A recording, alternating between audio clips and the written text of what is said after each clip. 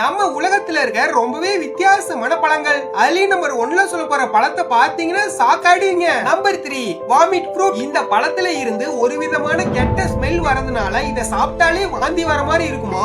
But இதுல vitamin C, vitamin A, calcium, potassium போன்ற சத்துக்கள் இருக்கனால நிறைய பேர் இதை விரும்பி சாப்பிடுறாங்க. Number 2 bilimbi fruit. இதுதான் இந்த உலகத்திலேயே ரொம்பவே புளிப்பான பழம். இந்த பழத்தை சாப்பிடுறதுனால சக்கரை நோயை குணப்படுத்துறது மட்டும் இல்லாம உடல் எடையை குறைக்கவும் உடல் சூட்டை தணிக்கவும் அதிகமா பயன்படுத்துறாங்க. ரொம்பவே இன்ட்ரெஸ்டிங்கான நம்பர் 1 பாக்குறதுக்கு முன்னாடி யாருக்கெல்லாம் தர்பூசணி சாப்பிட பிடிக்குமோ அவங்களாம் இந்த வீடியோக்கு ஒரு லைக் போட்டு கமெண்ட்ல ரெட் கலர் ஹார்ட்டை கமெண்ட் பண்ணுங்க.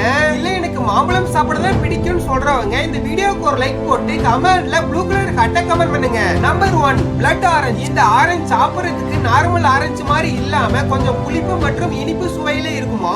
இதுல வைட்டமின் சி மற்றும் ஆன்டி ஆக்சிடென்ட்ஸ் அதிகமா இருக்கனால உடல் எடையை குறைக்க அதிகமா ஹெல்ப் பண்ணுதுன்னு சொல்றாங்க.